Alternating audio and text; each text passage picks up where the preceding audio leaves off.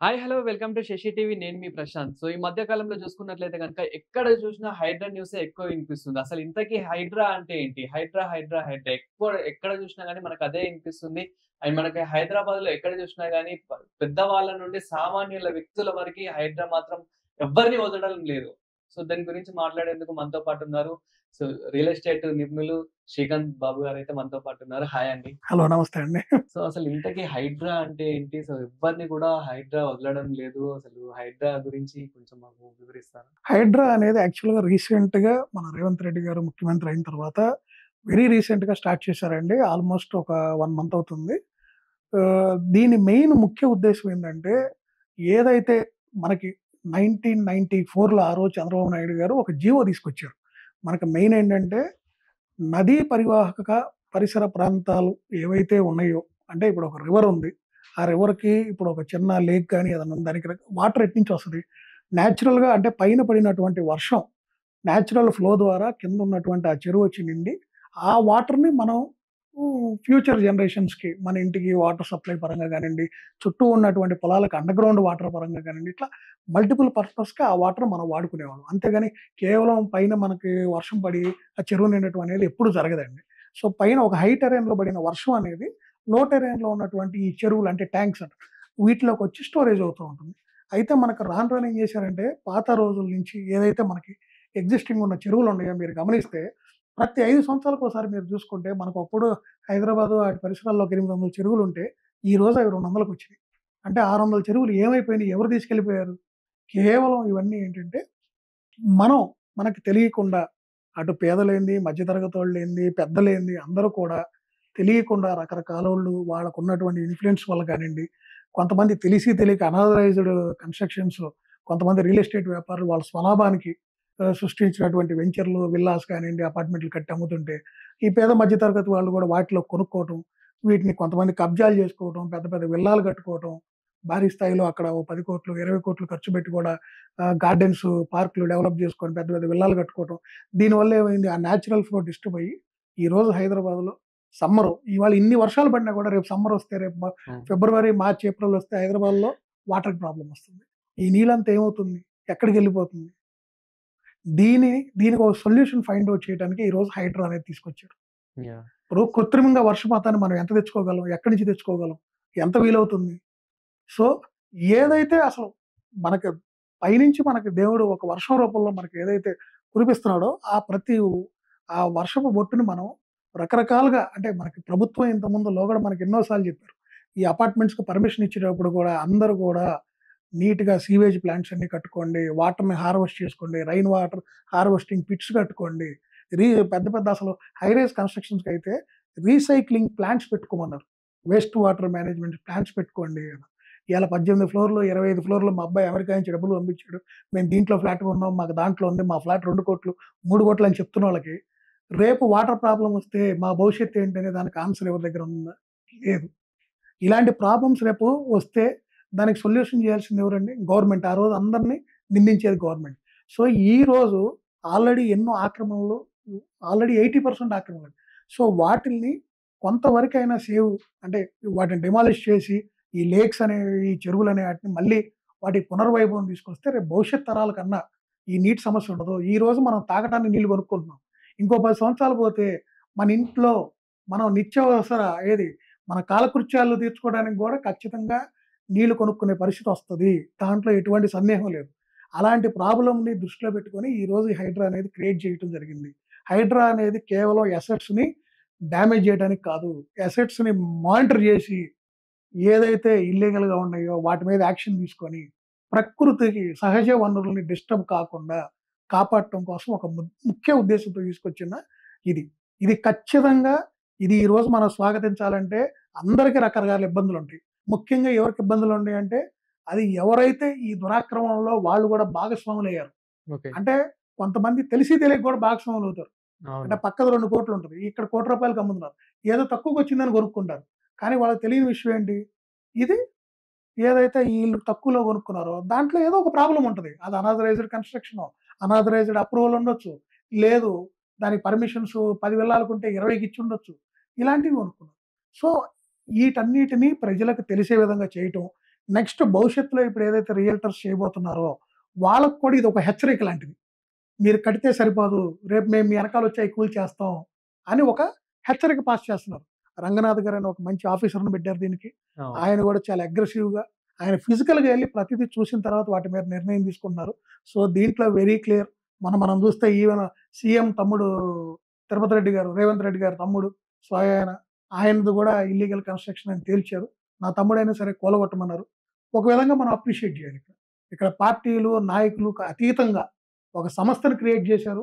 ఆ సంస్థను మనందరం కూడా డెఫినిట్‌గా సహకరించి ముందుకెళ్ళాలి. ఈ సహకరించి ముందుకెళ్ళే టైంలో మనందరికి రకరకాల ఇబ్బందులుంటాయి. దాంట్లో ఎటువంటి డౌట్ లేదు.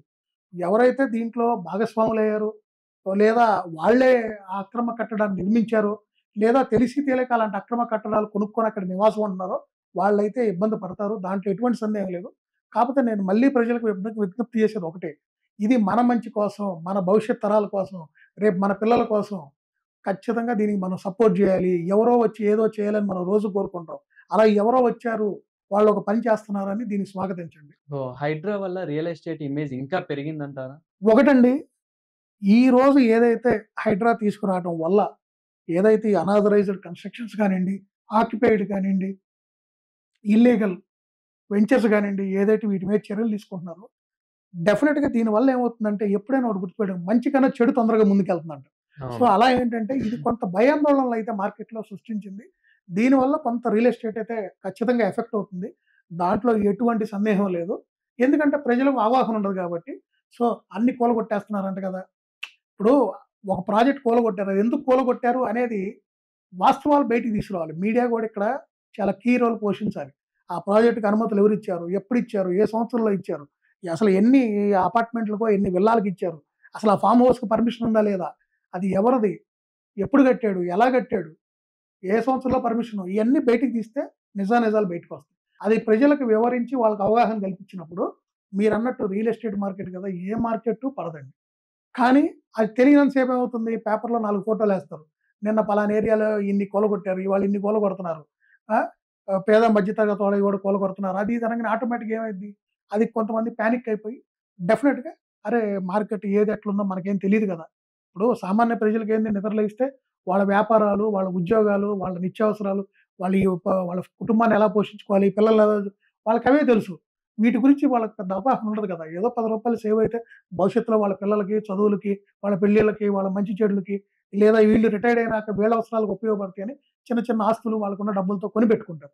అలాంటోళ్ళు ఖచ్చితంగా ఇలాంటి సందర్భాల్లో భయాందోళనకి లోనవ్వడంలో ఎటువంటి సందేహం లేదు. కాపోతే నేను అందరికి ఒకటే చెప్తున్నా. ఇది మీ మంచి కోసం జరుగుతుంది. దీనికి హైదరాబాద్ రియల్ ఎస్టేట్ మార్కెట్ పడడానికి ఎటువంటి సంబంధం లేదు. సో, ప్రస్తుతం ఇప్పుడున్న పరిస్థితుల్లో హైదరాబాద్‌లో ఏదైనా కొనాలి అంటే ఎక్కడ కొంటే బెస్ట్? అంటే మనం విల్లాస్ గానివ్వండి, అదే విధంగా ఏదైనా ఫ్లాట్స్ ఇలా ఏదైనా ఎక్కడైనా కొనాలి అని అనుకుంటే గనక ఎక్కడ కొంటే బెస్ట్ అంటారు? హైదరాబాద్ ఇవాళ 4 దిక్కులా అభివృద్ధి చెందుతుందండి. హైదరాబాద్‌కున్న బ్యూటీ గూడా అదేనండి. కేవలం ఒక సౌత్ సైడ్ అనో, ఒక నార్త్ అనో, ఈస్ట్ అండ్ వెస్ట్ కాదు. మీరు హైదరాబాద్ చూస్తే 4 దిక్కులా హైదరాబాద్ అభివృద్ధి చెందుతుంది. ఔటర్ రింగ్ రోడ్డు ఆ రోజు అభివృద్ధి చెందింది. ఎలా అభివృద్ధి చెందిందో ఈ రోజు రీజనల్ రింగ్ రోడ్డు రాబోతుంది. దాన్ని కూడా చాలా అగ్రెసివ్‌గా తీసుకెళ్తున్నారు.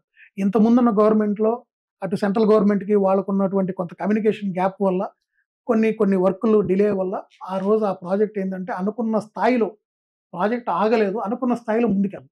ఇప్పుడు వీళ్ళొచ్చిన తర్వాత వీళ్ళు కొంచెం 2, 3 సార్లెళ్లి కేంద్ర మంత్రి నితిన్ గడ్కరీ గారిని కలవటం, కొంచెం అగ్రెసివ్‌గా ఎళ్ళటంతో ఆయన గూడా కొంచెం త్వరితగతిన నిర్ణయాలు తీసుకొని కొంచెం ప్రాజెక్ట్‌నయితే ముందుకు తీసుకెళ్తున్నారు. సర్వేలు జరుగుతున్నాయి. నిన్న గూడా సౌత్ సైడ్ శ్రీశైలం హైవేకెళ్ళి గూడా సర్వేలయి జేశారు. సో, ఖచ్చితంగా రేపు రీజనల్ రింగ్ రోడ్ గూడా రాబోతుంది గాబట్టి, హైదరాబాద్‌లో మీరు ఎటు కొనుక్కున్నా గూడా, ఏ వైపు కొనుక్కున్నా బావుంటది. ప్రెజెంట్ మార్కెటొచ్చి రేవంత్ రెడ్డి గారు ఇప్పుడు ఫోర్త్ సిటీ అని డెవలప్ చేస్తానంటున్నారు. ఆల్రెడీ ఫార్మా సిటీ కోసం ఒక 20,000 ఎకరాలు శ్రీశైలం హైవేలో మన ముచ్చెర్ల దగ్గర ఆల్రెడీ సేకరించి పెట్టారు. ఓకే. ఇంతకుముందు గవర్నమెంటే ఫార్మా సిటీ చేస్తుంది. అయితే వాళ్ళు దాన్ని ముందుకు తీసుకెళ్ళలేకపోయారు. ఎందుకంటే కాళేశ్వరం ఇలా రకరకాల ప్రాజెక్టులు చేసి డబ్బులన్నీ అటు ఇరిగేషన్ ప్రాజెక్ట్స్ మీద పెడతం వల్ల ఆ ప్రాజెక్ట్‌ని వాళ్ళు అంటే ల్యాండ్ పరంగా ఎక్విజిషన్ అయింది గానండి, ఆన్ గ్రౌండ్ ఫిజికల్‌గా ఎగ్జిక్యూషన్ మాత్రం చేయలేకపోయారు. సో, ఇప్పుడు రేవంత్ రెడ్డి గారు చెప్పేదేంటంటే ఎయిర్‌పోర్ట్‌కి అది చాలా దగ్గరగా ఉంది. ఓ 15 నిమిషాల డ్రైవ్‌లో ఎళ్ళిపోవచ్చు. అలాంటి ఏరియాలో ఫార్మా మొత్తం అక్కడ పెట్టి, ఇప్పుడు అక్కడున్నటువంటి అండర్‌గ్రౌండ్ వాటర్ రిసోర్స్ గానియండి, వీటన్నిటిని పాడు చేసుకునే కన్నా ఇప్పుడు ఇవాళ హైదరాబాద్ సిటీ ఉంది, ఇంత ఎక్స్పాండ్ చేసాం. మెట్రో కోసం కూడా హైదరాబాద్ రోడ్లన్నీ డబల్గా వైడింగ్ చేశారు. అంటే 4 లైన్ ఉన్న రోడ్లు 6 లైన్ అయినాయి, 2 లైన్ ఉన్నాయన్ని 4 లైన్ అయినాయి. మెట్రో కోసం కూడా ఆల్రెడీ చేశారు.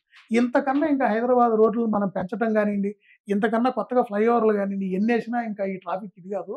ప్రజలు కూడా ఇది అర్థం చేసుకొని ఇవాళ ఔటర్ రింగ్ రోడ్ని బేస్ చేసుకొని ఎలా ముందుకెళ్లారో ఇంకొంచెం అలా బయటికి వెళ్ళండి. అక్కడ మీకు అవసరమైనటువంటి రోడ్ నెట్వర్క్ కానివ్వండి, గవర్నమెంట్కి సంబంధించిన వాళ్ళు ఇవ్వాల్సిన అప్రూవల్స్ పరంగా కానివ్వండి, అన్నిటిని కూడా మేము త్వరితగతిన ఇస్తాము. రియల్టర్స్ కూడా ఆ దిక్కుగా ఇన్వెస్ట్మెంట్స్ చేయండి.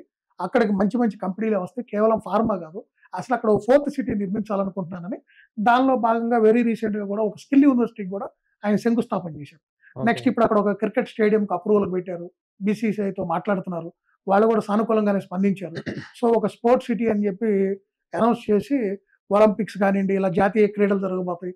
సో వీటన్నిటికి కూడా హైదరాబాద్ నగరాన్ని రేపు భవిష్యత్తులో ఒక అడ్డాగా చేయాలనే ఒక కాన్సెప్ట్, అంటే వాళ్ళు ఏదైతే ఒక ప్లాన్ కానివ్వండి, వాళ్ళ ఆలోచన విధానాన్ని వాళ్ళు చెప్తున్నారో డెఫినెట్గా మనం చూస్తే అది పాజిటివ్ వేలోనే వెళ్తుంది. ఎందుకంటే స్కిల్ యూనివర్సిటీకి చైర్మన్గా ఆనంద్ మహీంద్రా గారిని ఉండమన్నారు. మీరు అది కూడా గమనించారు. మరి ఆనంద్ మహీంద్రా గారు మీకు తెలుసు మహీంద్రా సంస్థలను ఏ స్థాయిలో ముందుకు తీసుకెళ్తున్నారు. ఆయన చాలా సంక్షేమ కార్యక్రమాలకు సంబంధించి కానివ్వండి, ప్రభుత్వాలకి సహాయం చేయటంలో కానివ్వండి, అన్నిట్లో కూడా ఆయన ఒక మంచి స్థాయిలో మనకు పేరున్న వ్యక్తి. ఆయనకంటూ ఒక ఫిలాసఫీ కానివ్వండి, ఒక సిస్టమేటిక్ వెళ్ళారు. అలాంటి వ్యక్తిని ఆ సంస్థకు పెట్టారంటే డెఫినెట్గా ఆ సంస్థను ఒక ఉన్నత స్థాయికి తీసుకెళ్లాలనే ఆలోచన వీళ్ళకు ఉంది కాబట్టి వాళ్ళు అలా చేశారని నేను నమ్ముతున్నాను. సో ఖచ్చితంగా ఆ 4th సిటీ పరంగా కూడా వీళ్ళు కొంచెం అగ్రెసివ్గానే వెళ్తున్నారు. సో డెఫినెట్గా నిజంగా కూడా నేను చెప్పేది ఏంటంటే మౌలిక వసతులు అనేవి proper road network, drainage, water, electricity, ఇవన్నీ మినిమం మౌలిక వసతులు మనం ఒక ఏరియాలో ఉండటానికి మనకు అవసరమై ఒక నిత్యావసరాలు లాంటి. సో ఇలాంటివన్నీ ఎప్పుడైతే ఒక ఏరియాలో ప్రాపర్గా క్రియేట్ చేసి ప్లాన్ చేసి మనం గనక డెవలప్ చేస్తే భవిష్యత్ అవసరాలను దృష్టిలో పెట్టుకొని చేయాలండి ఏదైనా. మనందరం రెగ్యులర్గా చూస్తూ ఉంటాం. చంద్రబాబు నాయుడు గారు మనకన్నా 20-30 సంవత్సరాలు ముందు ఆలోచిస్తూ ఉంటాడు. ఈరోజు ఆయన 2045కి మాస్టర్ ప్లాన్ అంటున్నారు.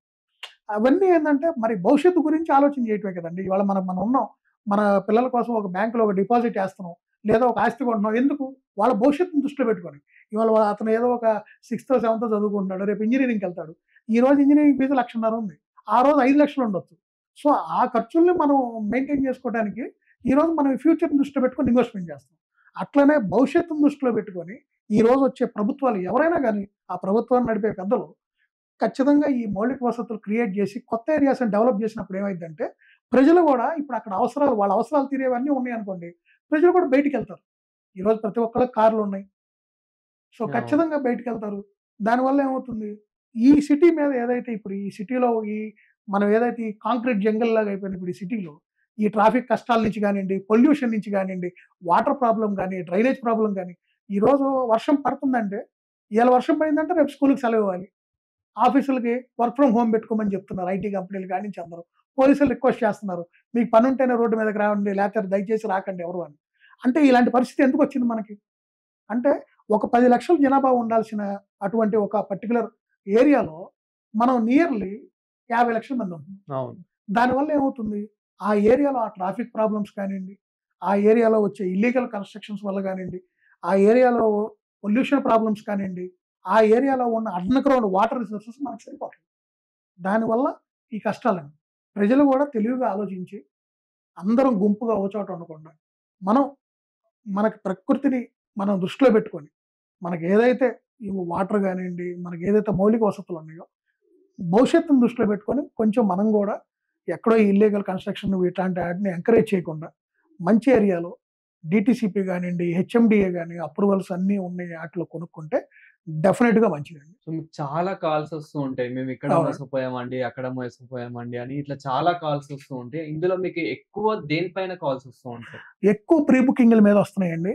చాలా మంది ఏం చేస్తున్నారంటే మేము అప్రూవల్కి పెట్టాం మా ప్రాజెక్టు, మేము ఇక్కడ 10 ఎకరాల్లో ఇన్ని విల్లాస్ లేకపోతే ఇన్ని అపార్ట్మెంట్లో కట్టబోతున్నాం.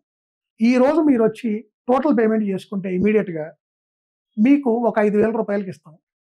5,000 రూపాయలు ఇంటూ ఒక 2,000 ఎస్ఎఫ్టీ ఫ్లాట్ అంటే మీకు 1 కోటి రూపాయలు పడుతుంది. ఈ ఎమ్యూనిటీస్కి ఇంకో 10 లక్షలు 20 లక్షలు మీరు ఇది కట్టేస్తే ఇమీడియట్గా మీకు 3 ఇయర్స్‌లో ఇక్కడ నేను ప్రాజెక్ట్ నిర్మించి మీకు ఆ ఫ్లాట్ ఇస్తా, లేపోతే ఆ విల్లా ఇస్తా అని చెప్పి మీ దగ్గర ఒక కమిట్మెంట్ అవుతున్నారు. టోటల్ పేమెంట్ వాళ్ళు తీసుకుంటున్నారు. ఇవాళ అతనికి ఇంకా పూర్తి స్థాయిలో అప్రూవల్ రాలేదు.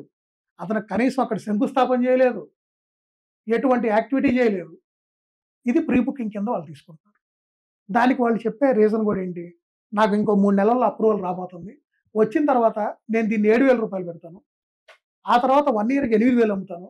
ఆ తర్వాత 9,000 అమ్ముతాను. మీ హ్యాండ్ ఓవర్ చేసేటప్పటికి ఇది 9-10,000 ఉంటుందని చెప్తున్నారు. ఆ! చాలా మంది మధ్య తరగతి వాళ్ళు, ఎగువ మధ్య తరగతి వాళ్ళు, అంటే ఆశపడి middle class, upper middle class అండి. యాహ్! వీళ్ళ ఆలోచనలు ఎలా ఉంటాయి? అరే తక్కువ రేట్‌లో రేపు వస్తుంది రేపు అనంటే ఇవాళ 5,000 అంటున్నారు. సంవత్సరం తర్వాత 6,000 అంటున్నారు.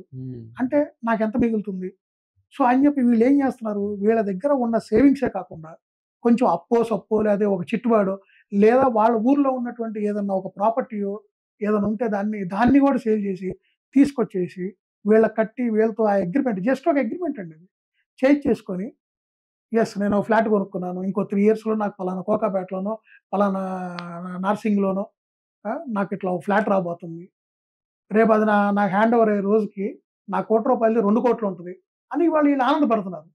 కానీ కట్ చేస్తే అది ఏం జరుగుతుంది? 3 సంవత్సరాల్లో ఏ ప్రాజెక్ట్ వాళ్ళు ఇవ్వట్లేదు. అవును. మినిమమ్ 5 ఏళ్ళు తీసుకుంటున్నారు. 5 ఏళ్ళు తీసుకుంటున్నారు. ఎంతోమంది నా ఫ్రెండ్స్ నాకు తెలిసిన వాళ్ళే కొనుక్కొని మోసపోయారు. మసీదు బండ దగ్గర ఉన్న ఎస్ఆర్ఎంలో నాకు తెలిసిన మా మిత్రులే 4,500, 4,600 చొప్పున ఎస్ఎఫ్టీ 2019లో తీసుకున్నారు. 2019 సంవత్సరంలో టోటల్ పేమెంట్ కట్టారు. 2,200 ఎస్ఎఫ్టీ ఇంటూ రూ. 4,500 కట్టేసి వాళ్ళు టోటల్ అమౌంట్ కట్టేసి ల్యాండ్ లార్డ్ షేర్ కొనుక్కున్నారు. ఈ రోజు గమనిస్తే ఈ రోజుకి వాళ్ళు గృహప్రవేశం చేయలేదు ఇంతవరకు.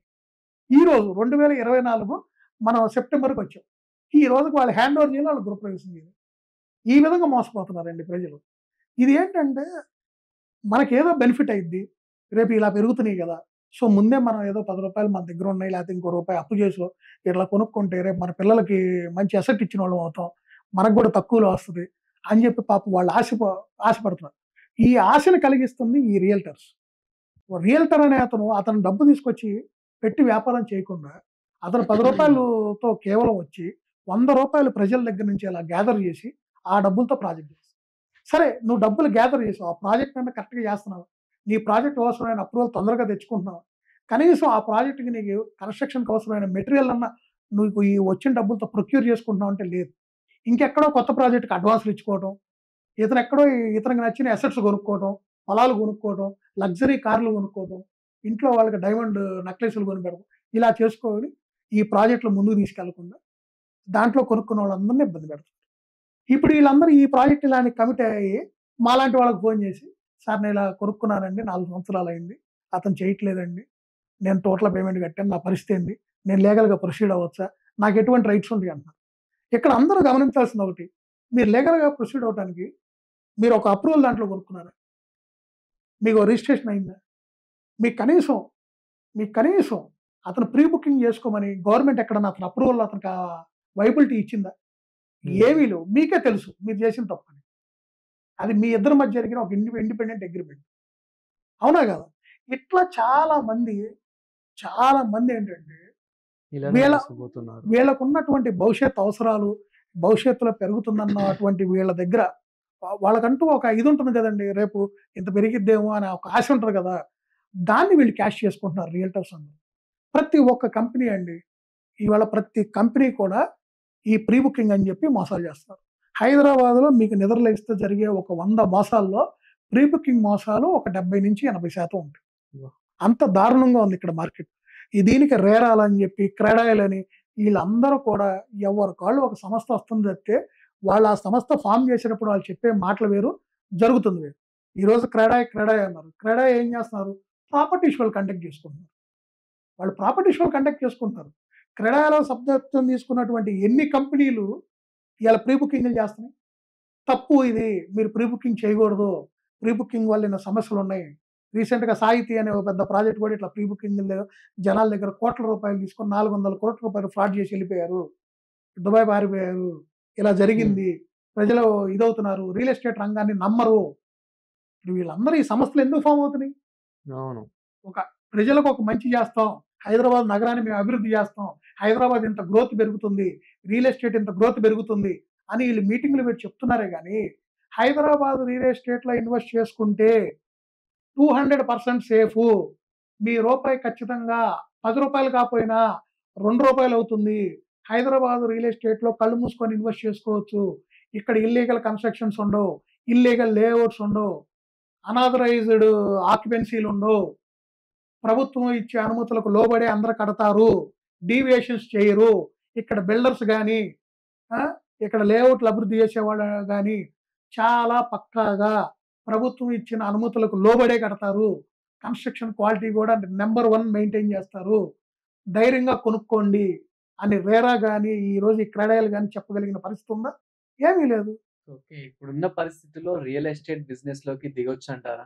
రియల్ ఎస్టేట్ బిజినెస్ చేయాలంటే ఒకటండి, హైదరాబాద్‌లో రియల్ ఎస్టేట్ బిజినెస్ డెఫినిట్‌గా బాగుంది. రెండోది, దీంట్లో ఎవరు దిగినా డబ్బులు పెట్టుకొని ఖచ్చితంగా సక్సెస్ అవుతారు. మీరు పెట్టిన రూపాయికి రూ. 2 వస్తాయి. దాంట్లో డౌట్ లేదు. కాకపోతే నేను ఒకటి చెప్తా. రియల్ ఎస్టేట్ బిజినెస్ అనేది కేవలం ఒక వ్యాపారమే కాదు. ఇది పేద మధ్య తరగతి, ఎగువ మధ్య తరగతి వాళ్ళు ఎన్నో ఆశలతో వాళ్ళ భవిష్యత్తు గురించి, వాళ్ళ పిల్లల గురించి, వాళ్ళ చదువుల కోసం నమ్మి రేపు భవిష్యత్తులో మనం ఇక్కడ కొనుక్కుంటే రూ. 10 వస్తాయి. మన పిల్లలు బాగా చదివించుకుందాం, వాళ్ళు అమెరికాలో పంపించుకుందాం, లేకపోతే మనం రిటైర్డ్ అయిన తర్వాత మనకి ఒక ఇల్లు కట్టుకోవడానికైనా, ఇంకో దానికని ఇలా రకరకాల ఆశలతో కొనుక్కుంటున్నారు. సో, మనం ఏదో ఇవాళ మనం వచ్చే లాభం సరిపోక ఇంకా రూపాయికి రూ. 10 సంపాదించాలనే దురాశకెళ్ళి మనం ఇల్లీగల్‌గా అనాథరైజ్డ్‌గా చెరువుల్ని కబ్జా చేసి దాంట్లో కూడా ఓ 10 ప్లాట్లు ఏద్దాం. దాంట్లో కూడా ఒక అపార్ట్మెంట్ కడదాం. లేకపోతే ఒక విల్లాలు కడదాం. డీవియేషన్ చేసి రోడ్లు గానియండి, పార్కులు గాని, డెవలప్‌మెంట్లు కూడా మౌలిక వసతులు డెవలప్ చేయకుండా కొంతమంది ముందే ప్లాట్లు అమ్మేసి వెళ్ళిపోవటం, ప్రజల్ని ఇబ్బంది పెడతాం. రేపు వాళ్ళు అమ్ముకోవాలంటే వాళ్ళ అవసరం వచ్చింది. ఏదో వాళ్ళ ఇంట్లో వాళ్ళకి ఒక హెల్త్ ఇష్యూ వచ్చింది. ఒక మేజర్ హెల్త్ ఇష్యూ. ఓ రూ. 10,00,000 డబ్బులు అవసరమైంది. ఆ ఆస్తి అమ్ముకుంటే నాకేదో రూ. 10 వస్తాయి అని వాళ్ళు ఎదురు చూసే పరిస్థితి. వాళ్ళు ఆ ప్రాపర్టీ అమ్ముకోవడానికి ప్రతిరోజు ఎదురు చూసి రకరకాల ఇబ్బందులు పడుతున్నారు. ఇలాంటి పరిస్థితుల్లో ఇంక వాళ్ళకి భరోసా అయింది రియల్ ఎస్టేట్‌లో ఇన్వెస్ట్ చేస్తే నాకు నా డబ్బులు ఎక్కడ పోవు, 100% సేఫు అని భరోసా ఎవరిస్తారు? మనం కొత్తగా వచ్చే వాళ్ళకి నేను ఎవరికైనా ఒకటే చెప్తున్నాను.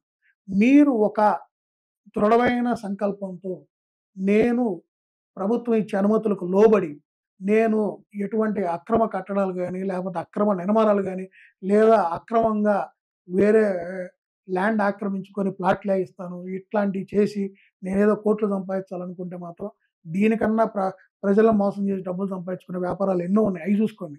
అనవసరంగా వీటిలోకొచ్చి మీరిక్కడ ప్రజల్ని ఇబ్బంది పెడతమే కాదు, మీరు సొసైటీని డ్యామేజ్ చేస్తున్నారు. ఆ సొసైటీకి జరిగే డ్యామేజ్ చాలా ఇబ్బందికరం.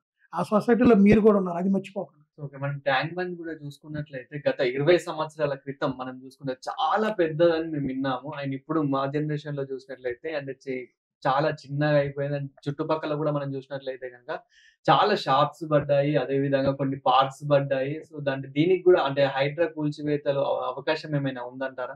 ఒకటండి, ఖచ్చితంగా మీరంది 100% నిజం. ఒకప్పుడు ఉన్న ట్యాంక్ బండ్ గానియండి, ఈరోజు మనం చూస్తుంది కానీ దాని విస్తీర్ణం చాలా మారిపోయింది. రకరకాల ఆక్రమణలు జరిగినాయి. అలానే ప్రభుత్వం గూడా కొంత పార్కుల పరంగా గానియండి, ఆటిలో డెవలప్‌మెంట్లు చేయటం గానియండి, అటు పక్క బోట్ క్లబ్ అని ఒకటి రావటం గానియండి, రకరకాల యాక్టివిటీస్ జరిగినాయి. అక్కడ నీరా కేఫ్‌లని అలాంటివి గూడా గత అవును. ప్రభుత్వం గూడా కొన్ని స్థాపించటం. వాస్తవంగా ఇవన్నీ కూడా ఖచ్చితంగా గూడా వాటర్ బాడీలో నుంచి వీళ్ళు ముందుకెళ్ళి చేసినవేనండి. ఖచ్చితంగా మరి డెమాలిష్ చేయాలా అంటే మరి ప్రభుత్వం గనక గట్టిగా చర్యలు తీసుకుంటే ఖచ్చితంగా దాన్ని కూడా డెమాలిష్ చేయాల్సిందే.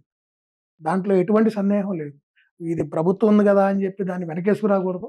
సామాన్య ప్రజలు గానియండి, బడా బాబులు ఎలానో అలా ఇది గవర్నమెంట్‌ది గూడా డెఫినిట్‌గా అయితే ఆక్రమణలు తొలగించాలనుకుంటే ప్రభుత్వం అక్కడ చేసినటువంటిది ఏదైతే ఉందో వాటిని కూడా తొలగించాలి. దాంట్లో ఎటువంటి సందేహం లేదు. ముచర్ల ఫోర్త్ సిటీ పైన మీ అభిప్రాయం ఏంటి? అండ్ ఇప్పుడున్న ప్రభుత్వంలో ఇది పూర్తి చేస్తుందంటారా? ముచ్చెర్ల ఫోర్త్ సిటీ అనేది మాత్రం మంచి కాన్సెప్ట్ అండి. దాంట్లో ఎటువంటి సందేహం లేదు. ఎందుకంటే ఈ ముచ్చెర్ల దగ్గర ఏదైతే ఆల్రెడీ ప్రభుత్వం ఒక 20,000 ఎకరాలు సేకరించి పెట్టారు. అది ఫార్మా సిటీ కానీ గత ప్రభుత్వం ఇప్పుడు కాదు, దాదాపు సుమారు 7-8 ఏళ్ళు క్రితం ఈ భూమిని సేకరించడం జరిగింది. ప్లస్ ఇంకొకటేందంటే ఇక్కడ నిర్మిస్తారా? ఇవన్నీ జరుగుతాయి అనే దానికి ఒక చిన్న మీకు ఉదాహరణ చెబుతాను. ఈరోజు ఇలా ఒక కొత్తగా ఒక సిటీ గాని ఇలాంటి ఏదైనా నిర్మించుకోవడానికి ఒక 20,000-25,000, 30,000 ఎకరాలు కావాలి. ఇవాళ అమరావతికి గూడా మనకి 33,000 ఎకరాలు ప్రభుత్వం రైతుల దగ్గర నుంచి తీసుకొని డెవలప్ చేసి వాళ్ళకి కొంత షేర్ ఇచ్చి కొంత ప్రభుత్వం తీసుకుంది. సో, అలా కాన్సెప్ట్‌లో ఇవాళ మీరు చూస్తే ఇంత భూమి సేకరించడం ఒక చోట అనేది అక్కడ ప్రభుత్వం భూమి కూడా సుమారు 6,000 ఎకరాలు ఉంది. సో, అది కూడా వీళ్ళకి కలిసొచ్చిన అంశం. రెండోదేందంటే ఈరోజు ఒక కొత్త ఏరియా అంటే ఇప్పుడు అక్కడ కాకుండా ఇంకో చోటకెళ్ళాలా అంటే మరి ఇప్పుడు అక్కడ మళ్ళీ ప్రభుత్వం భూమి సేకరించాలి. భూమి సేకరించాలేమంటే ఇవాళ 1:3 కాంపన్సేషన్ పే చేయాలి. సో, ఈరోజు ప్రభుత్వం దగ్గర డబ్బులు లేవు. సో, ఖచ్చితంగా వాళ్ళకేదైతే వాళ్ళ చేతిలో ఉన్నటువంటి ఆల్రెడీ ఎక్వైర్డ్ అయినటువంటి ఆ 20,000 ఎకరాల భూమి ఉందో, దానికి అదనంగా ఇంకొక 5,000 ఎకరాలు చేసి మొత్తం ఈ 25,000 ఎకరాల్లో ఈ ఫోర్త్ సిటీ నిర్మిస్తామని మనకి సీఎం గారు చెప్పడం జరిగింది. డెఫినిట్‌గా ఇది అయితే మంచి ఆలోచన. దాంట్లో ఎటువంటి సందేహం లేదు. ఎందుకంటే మీకు ఔటర్ రింగ్ రోడ్ నుంచి 15 నిమిషాల్లో వెళ్ళిపోవచ్చు. ఎయిర్‌పోర్ట్ నుంచి 20 నిమిషాల్లో కనెక్టివిటీ ఉంది. ఈరోజు మీరు గమనిస్తే ఒక ఈ ఎన్ఆర్ఐస్ గానియండి, అది ఇండియా నుంచి ఎళ్లి అక్కడ యూఎస్ కానియండి, ఇతర దేశాల్లో సెటిల్ అయినటువంటి మన భారతీయులు గానియండి, లేదు ప్రపంచ దేశాల నుంచి పెద్ద పెద్ద సంస్థలు ఏదైనా మన ఇండియాకి వస్తే, వాళ్ళు జనరల్‌గా చూసుకునేదంటే ఎయిర్ కనెక్టివిటీకి ఎంత దూరం ఉంది. ఓకే. ఒక ఇంటర్నేషనల్ ఒక ఎయిర్‌పోర్ట్ ఉందా? దాని నుంచి మనకి ఎంత డిస్టెన్స్‌లో ఉంది? ఇలాంటివే వాళ్ళు చూసుకుంటారు. సో, ఇప్పుడు అలాంటి సంస్థలకి ఏందంటే ఇది ఖచ్చితంగా మంచి లొకేషన్. దాంట్లో ఎటువంటి సందేహం లేదు. ఔటర్ రింగ్ రోడ్ నుంచి దగ్గర, ఎయిర్‌పోర్ట్‌కి దగ్గర, ప్లస్ మరీ ముఖ్యంగా అక్కడ సాయిల్ మంచిది. రెడ్ సాయిల్ ల్యాండ్స్ ఎక్కువున్నాయి. రెండోది అండర్‌గ్రౌండ్ వాటర్ రిసోర్సెస్ బాగున్నాయి. ఇంకొకటి పవర్ పరంగా గూడా వీళ్ళు భయంకరమైన కొత్త లైన్స్ గూడా ఎయాల్సిన అవసరం లేదు. వెరీ నియర్ అండ్ వెరీ క్లియర్‌గా తెలంగాణ పవర్ గ్రిడ్ గూడా ఉంది ఆ దగ్గరలో. సో, ఇట్లాంటి వీళ్ళకి మౌలిక వసతులు గూడా ఫాస్ట్‌గా డెవలప్‌మెంట్ చేసుకునే రిసోర్సెస్ గూడా బాగున్నాయి. రెండోది శ్రీశైలం హైవే ఉంది ఈ పక్క. అటు చూస్తే సాగర్ హైవే ఉంది. ఈ రెండిటి నుంచి ఈ ల్యాండ్ ఏదైతే 20,000 ఎకరాలు ఉందో ఈ రెండిటికి మధ్యలో ఉంది. సో, ఇప్పుడు ఒక ఎయిర్‌పోర్ట్‌కి గనక అటు బెంగుళూరు హైవే, ఇటు శ్రీశైలం హైవే మధ్యలో 5,500 ఎకరాల్లో అప్పుడు ఆ రోజు ఎయిర్‌పోర్ట్ అనేది డెవలప్ చేశారు. అవును. సో, దానివల్ల ఇవాళ 2 హైవేల నుంచి రావటం వల్ల ఏమవుతుంది? కొంత ట్రాఫిక్ అనేది ఒక హైవే మీదే పడకుండా మనకి డివైడ్ అవుతుంది. సో, అట్లా రేపేమవుతుంది అటు యాచారం నుంచి, సాగర్ హైవే నుంచి అలా రేపు ఆ ఫోర్త్ సిటీ కనెక్షన్ ఉంటుంది. ఇబ్రహీంపట్నం అటు యాచారం నుంచి కూడా రావచ్చు. అలానే ఇటెళ్తే గనక ఇటు కందుకూరు గాని, కడతాల్ నుంచి కూడా కనెక్షన్ వస్తుంది. యాహ్! సో, దానివల్ల మల్టిపుల్ కనెక్షన్స్ రావటం వల్ల ఏమవుతుందంటే ట్రాఫిక్ రేపు ప్రాబ్లమ్స్ ఉండవు. రెండోది మనకి ఎయిర్‌పోర్ట్ దగ్గర ఉండడం, ఔటర్ రింగ్ రోడ్ దగ్గర ఉండడం. రేపు నెక్స్ట్ రీజనల్ రింగ్ రోడ్ ఏదైతే వస్తుందో దానికి కూడా ఒక 7-8 కిలోమీటర్స్ పరిధిలోనే ఈ ల్యాండ్ ఉంటుంది. సో, ఇట్లా అన్ని మౌలిక వసతులు అంటే ఇప్పుడు ఏమీ లేని దానికి వీళ్ళు జీరో నుంచి ప్రతి రోడ్డు డెవలప్ చేయాలి. ప్రతి ఇప్పుడు పవర్ లైన్ ఓ 10 కిలోమీటర్ల అవతల నుంచి డెవలప్ చేసుకురావాలి. ఇట్లా ఇయన్నీ చేయాలంటే ఏమవుతుంది? మనకి చాలా ఫండ్స్ కావాలి. హ్మ్. సో, ఎప్పుడైతే ఇవన్నీ కొంత డెవలప్డ్‌గా మనకు అందుబాటులో ఉన్నాయో, మన జేబులో నుంచి రేపు ప్రభుత్వం దీనికి వాళ్ళు ఖర్చు పెట్టాల్సింది ఒక బడ్జెట్‌లో నిధులు కేటాయించుకుంటారు. అవును. లేదా కేంద్ర ప్రభుత్వం దగ్గర నుంచి ఇక్కడ మేము డెవలప్ చేసుకుంటున్నాం కొంత నిధులు ఇమ్మని అడుగుతారు. లేదా అప్పులు తెచ్చుకోవాల్సి ఉంటది. ప్రపంచ బ్యాంక్ దగ్గర గానియండి, ఇతర సంస్థల దగ్గర. సో, అవి తగ్గించుకోవచ్చు. అవి మిగులుతాయి. అంటే ఓ 25,000 ఖర్చు పెట్టాల్సిన దగ్గర ఒక 10,000 ఖర్చు పెట్టుకుంటే సరిపోయింది. సో, ప్లస్ ఇంకోటేంది ఎప్పుడైతే ఈ రిసోర్సెస్ అన్నీ బాగున్నాయో, మౌలిక వసతులు డెవలప్ అయ్యున్నాయో, అభివృద్ధి కూడా త్వరితగతిన జరిగింది. ఇప్పుడు ఇవన్నీ రెడీగా ఉండబట్టేగా మొన్న ఇమ్మీడియేట్‌గా ఒక 70 ఎకరాలు స్కిల్ యూనివర్సిటీకి కేటాయించి, ఇమ్మీడియేట్‌గా మూడో రోజే పోయి దానికి శంకుస్థాపన చేసి, ఆనంద్ మహీంద్ర గారిని తీసుకొచ్చి దానికి చైర్మన్‌ని చేసి, దాన్ని స్పీడప్ చేశారు. ఫ ఈ ఇయరే వేరే భవనం కేటాయించారు ఇక్కడ లోకల్‌గా. దాంట్లోనే కొన్ని కోర్సెస్ మొన్న సీఎస్ గారు కూడా ప్రకటించారు. ఒక 12 కోర్సులు. సో, ఆటోమేటిక్‌గా ముందు ఇప్పుడు ఈ ఫైనాన్షియల్ ఇయర్ నుంచే క్లాసెస్ కూడా అకాడమిక్ ఇయర్ నుంచే స్టార్ట్ చేయబోతున్నారు. సో, ఇయన్నీ మనకేందంటే ఒక అడుగు ముందుకేశారు. సో, అవును. ఇప్పుడు బీసీఎస్ఐతో చర్చించారు. ఒక స్టేడియం అన్నారు. ప్లస్ స్పోర్ట్స్‌కి సంబంధించిన ఒక సొసైటీలాగా తయారు చేస్తారన్నారు. ఇవన్నీ కూడా డెఫినిట్‌గా నేను చెప్తున్నా కదండీ. ఒక్కొక్కటి అంటే ఒకటిగా స్టార్ట్ అయ్యి 2 అవుతుంది. రేపు 2 10 అవుతాయి. ఇలా వచ్చినప్పుడు ఏమవుతుందంటే ఆటోమేటిక్‌గా ఆ చుట్టుపక్కల ఉన్నటువంటి ప్రజలు గానియండి, కొత్తగా ఇప్పుడు ఈ ఫోర్త్ సిటీ అని ఏదైతే ఇప్పుడు ప్రభుత్వ రంగ సంస్థలు మీరు చూస్తే ఇంతకుముందు రంగారెడ్డి కలెక్టరేట్ మనకి లక్డిగప్పుల దగ్గర ఉండేది. ఇప్పుడు దాన్ని తీసుకెళ్ళి మీకు కొంగర కలర్ అని చెప్పి ఏదైతే మన outer ring road Srisailam highway outer ring road మనం దిగుతామో అక్కడి నుంచి ఒక 6 కిలోమీటర్స్ పరిధిలో ఉంటుంది. అక్కడికి ఆల్రెడీ మార్చారు. ఇప్పుడు రంగారెడ్డి కలెక్టరేట్ అక్కడి నుంచే ఫంక్షన్ చేస్తుంది. హ్మ్. ఇప్పుడు ఆ పక్కన ఫాక్స్కాన్ వస్తుంది. ఇట్లాంటి ఈ సంస్థల వల్ల ఏందంటే ఆటోమేటిక్‌గా ఈ ఏరియాస్ అన్నీ డెవలప్ అవుతాయి. సో, ప్రజలు గూడా ఏం జేస్తారు, రేపు ఇప్పుడు ఆటిలో పనిచేసే వాళ్ళందరూ రోజు ఈ అమీర్‌పేట నుంచో, సీనియర్ కాలనీయో, జూబ్లీ హిల్స్ నుంచి అయితే రోజు వెళ్లరు గదా! ఆ నియరెస్టే వాళ్ళు మైగ్రేట్ అవుతారు. రేపు వాళ్ళ పిల్లల కోసం ఈ స్కూల్స్ వస్తాయి. ఇక కాలేజెస్ అంటారా చెప్పక్కర్లా. ఈరోజు మనం చూస్తే అన్ని ఇంజినీరింగ్ కాలేజీలు గాని, ఇవన్నీ గూడా మనకి ఔటర్ రింగ్ రోడ్డు ఈటి పరిసరాల్లోనే ఉన్నాయి. సో, డెఫినిట్‌గా ఫోర్త్ సిటీ అనేది డెవలప్ అవుతుంది. దాంట్లో ఎటువంటి సందేహం లేదు. కాకపోతే మీరన్నట్టు ఈ ప్రభుత్వ హయాంలో ఇది పూర్తవుతుందా అంటే, ఒకటి ఈళ్ళు ఈ రోజు ఎలా అయితే వెళ్తున్నారో, ఈ స్పీడ్ తగ్గకుండా ఇతర సంస్థలను గానియండి, ప్రభుత్వ సంస్థలను గూడా అటు మారుస్తా ఉంటున్నారు. హ్మ్. ఇవన్నీ గనక ఇలానే చేసుకుంటూ ముందుకెళ్తే డెఫినిట్‌గా ఈ 5 ఏళ్లలో నెక్స్ట్ 5 ఏళ్లలో మాత్రం వాళ్ళు ఏదైతే ఫోర్త్ సిటీ అన్నారో, దాంట్లో 20% పూర్తి చేయొచ్చు. దాంట్లో ఎటువంటి సందేహం లేదు. సో, ఖరీదైన విల్లాస్ గానివ్వండి, అపార్ట్‌మెంట్స్ గానివ్వండి, కొనే వాళ్ళకి ఎలాంటి అనుమతులు తీసుకుంటే బెస్ట్ అని మీరంటారు? ఒకటండి, మన దగ్గర డబ్బులున్నాయి. మనం ఏదో ఒక ప్రాపర్టీ కొందాం, ఒక విల్లా కొందాం, ఒక హై రైజ్ అపార్ట్‌మెంట్ కొందాం, లగ్జరీ కొందాం. ఇవాళ అందరు ఇవాళ అందరిలో నేను చాలా మంది దగ్గర నేను చూస్తుందేంటంటే, ప్రజలు అంటే ఎలాంటి మైండ్ సెట్‌తో ఉన్నారంటే, లగ్జరీకెళ్ళిపోతున్నారు. లగ్జరీ ఇక్కడ ఏమున్నాయి, ఇయ్యేమున్నాయి. ఆ కమ్యూనిటీలో ఏమిస్తున్నారు? క్లబ్ హౌస్ ఎంత ఎస్ఎఫ్టీలో కడుతున్నాడు. ఫంక్షన్ హాల్ ఉందా లోపల, సూపర్ మార్కెట్ ఉందా లోపల, ఇంకేమున్నాయి కొత్త ఫెసిలిటీస్ ఇవి చూస్తున్నారు గానీ, అనుమతులు ఏమున్నాయి? ఎలాంటి అనుమతులు తీసుకున్నారు? హెచ్ఎండీ అనుమతి ఉందా? ఇది ఏ పరిసరాల్లో ఉంది? దీనికి రేరా అప్రూవల్ వచ్చిందా? రాలేదా? అనుమతులు ఎలా ఉన్నాయి? అలాగే ఈ బిల్డర్‌కి అనుభవం ఎంతుంది? ఇతను ఎన్ని ప్రాజెక్టులు కట్టాడు? ఎక్కడ కట్టాడు? ఇతను ఎంత క్వాలిటీగా కడుతున్నాడు? ఇతను యాస్ పర్ అప్రూవల్సే కడుతున్నాడా? ఏదన్నా అనాథరైజ్డ్‌గా గూడా ఎక్స్‌ట్రా ఫ్లోర్‌లేసి అమ్ముతున్నాడా? ఇతను ఈ ఈ ఆన్ టైమ్ కడుతున్నాడా? ఇతను ఒక ప్రాజెక్ట్ స్టార్ట్ చేసినాక డెలివరబుల్స్ ఏ టైంకి ఇస్తానంటున్నాడు? ఎప్పటికి ఇస్తానంటున్నాడు? ఇవి చూడట్లేదు. అంతా కూడా ఇక్కడ కొత్త ఫెసిలిటీస్ ఏమున్నాయి? ఇక్కడ ఎన్ని క్లబ్ హౌస్‌లు కడుతున్నాడు? ఎన్ని ఫీచర్స్ ఉన్నాయి? ఇలాంటివి చూసుకొని టెంప్ట్ అవుతున్నారు తప్పితే క్వాలిటీకి ఇంపార్టెన్స్ ఇవ్వట్లేదు. నేను ప్రజలకు చెప్పేది అదే. ఫస్ట్ మీరు అప్రూవల్స్ చెక్ చేయండి.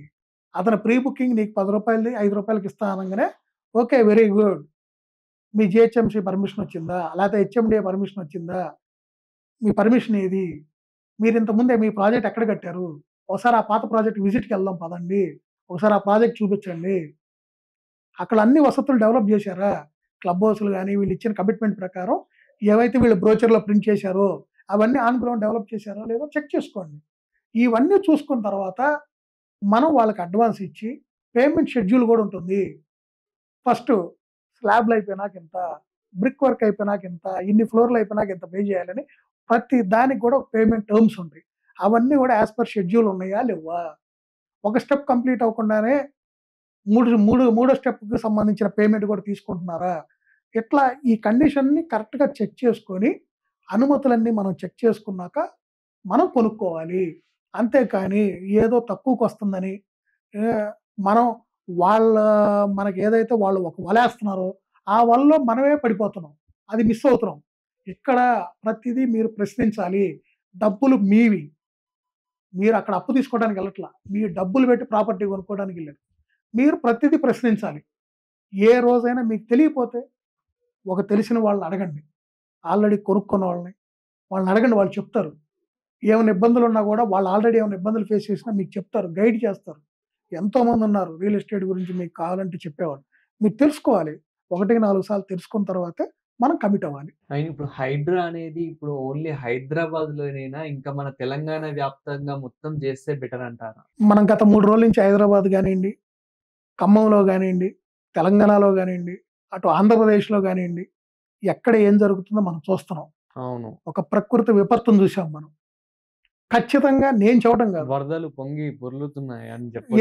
ఎందుకు అలాంటి పరిస్థితులొచ్చినియి? ఎవరు చేసిన పాపం ఇది? ఖచ్చితంగా నేను చెప్తున్నాను. ఈరోజు హైదరాబాద్‌లో ఏదైతే మొదలైందో ఈ హైడ్రా డెఫినెట్‌గా ఒక తెలంగాణ రాష్ట్రమే గాదు, 2 తెలుగు రాష్ట్రాల్లో గూడా ఇలాంటి సంస్థలు రావాలి. కఠిన నిర్ణయాలు తీసుకోవాలి. ఒక కఠిన నిర్ణయం ఈవెన్ మన ఇంట్లో మనం మన పిల్లలకో, మన భార్యకో, మనకి ఇంట్లోకి సంబంధించి ఒక కఠిన నిర్ణయం తీసుకున్నప్పుడు కొంత మనలో గూడా బాధుంటుంది. మన ఫ్యామిలీలో గూడా పెయిన్ ఉంటుంది. అలానే ప్రభుత్వం తీసుకునే ఈ కఠిన నిర్ణయం వల్ల అటు 80% ప్రజలైతే సంతృప్తిగా ఉన్నారు. ఒక 20% అసంతృప్తి ఉంటది. ఖచ్చితంగా ఉంటది. అది ఎక్కడ కాయిన్‌కి 2 సైడ్స్ లాగా అందరిని సంతృప్తి పరచలేము ఒక డెసిషన్‌తో. ఖచ్చితంగా అయితే ఉంటుంది. కానీ నేనైతే ఒకటే చెప్తున్నా. ప్రభుత్వం ఈరోజు ఈ చర్య హైడ్రా అనే వ్యవస్థను తీసుకొచ్చి ఏదైతే వాళ్ళు చర్యలు చేపడుతున్నారో, ఇది మన మంచి కోసమే. దయచేసి అందరూ అర్థం చేసుకోండి. నేను 10 సంవత్సరాల క్రితం చేశాను తప్పు. 5 సంవత్సరాల క్రితం చేశాను. ఇవాళ చేయలేదు కదా! కాదు.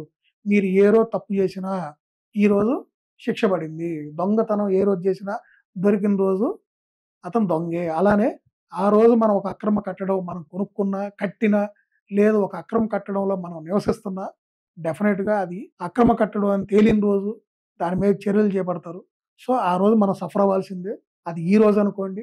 భవిష్యత్తులో ఇలాంటి తప్పులు చేయకుండా, ఇలాంటి తప్పుడు వాళ్ళు నిర్మించే కట్టడాల్లో గానియండి, వెంచర్‌లో గానియండి, ప్లాట్లు గానియండి, ఇల్లు గానియండి, విల్లాలు గానియండి, అపార్ట్‌మెంట్లు గానియండి కొనుక్కోకండి. అనుమతులని చెక్ చేసుకున్న వాటిలోనే కొనుక్కోండి.